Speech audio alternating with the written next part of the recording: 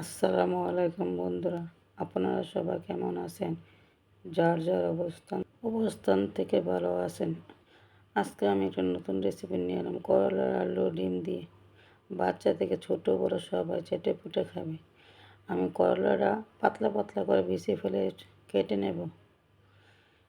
যারা আমার ভিডিওটা দেখতে দেখতে এই পর্যন্ত চলে এসেছেন, একটা লাইক দিয়ে দেখা শুরু করবেন।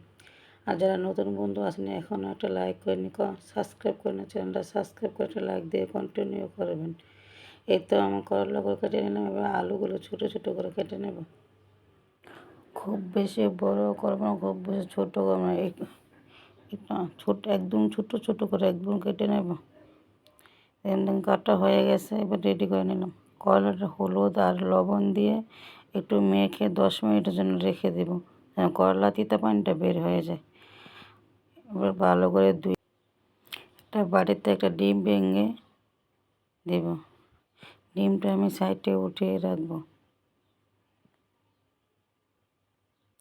এই যে দেখেন, করলাটি ধুয়ে আলুটি ধুয়ে রেডি করে নিয়ে আসলাম। এবার কড়াইতে ফ্রাই প্যান বসিয়ে তেল দিয়ে দিলাম। এবার করলাটি হালকা একটু লবণ দিয়ে ভালোভাবে ভেজে নেব। একটু নাড়াচাড়া করে লাল লাল করে একটু ভেজে নেব। দেখেন করলা কালারটা কত সুন্দর। আমি এপিট ওপিট করে ভালোভাবে ভেজে নিয়ে উঠিয়ে রাখবো করলাগুলো। এবার দিয়ে দিব আলু। আলুটা দিয়ে একটু লবণ হলুদ দিয়ে আবার আলুটা ভালোভাবে নেড়ে চেড়ে লাল লাল করে ভেজে নেব। একটু ঢাকনা দিয়ে রেখে দেবো একটু সিদ্ধ হওয়ার জন্য। ঢাকনা খুলে আবার একটু নেড়ে চেড়ে দেবো।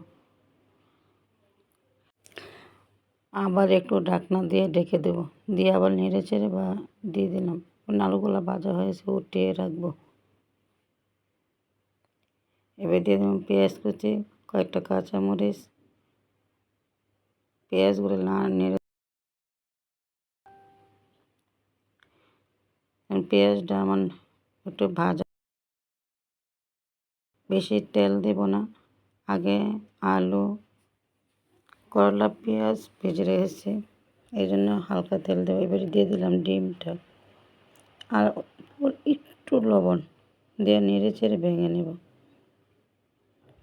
আলতো হাতে নেড়ে চেড়ে একটু ভেঙে নিয়ে ঝরঝরে করে নিলাম। এবার দিয়ে দিলাম একটু আদা রসুনের পেস্ট।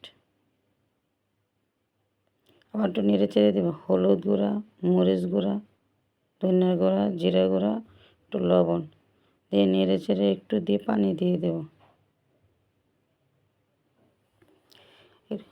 ভালো চমো নেড়ে চেড়ে এবার দিয়ে দেব করলা আলু ভেজে রাখা।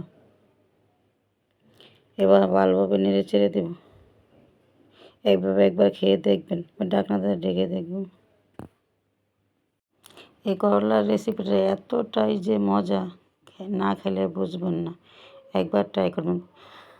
দিয়ে দিলাম একটু টমেটো দিয়ে আবার একটু নেড়ে চেড়ে ঢেকে দেব। ঢাকনা খুলে আবার একটু নেড়ে চেড়ে দেব।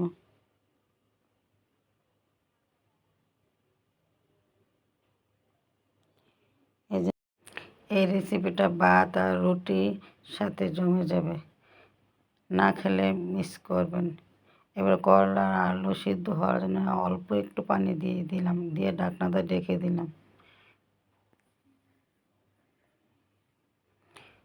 ঢাকনা খুলে আর একটু নেড়ে চেড়ে দিলাম। দেখেন আমার তরকারিগুলো রেডি হয়ে গেছে। দেখতে কত সুন্দর হয়েছে, খেতে হয় দুর্দান্ত। একবার ট্রাই করে দেখবেন, না খেলে মিস করবেন।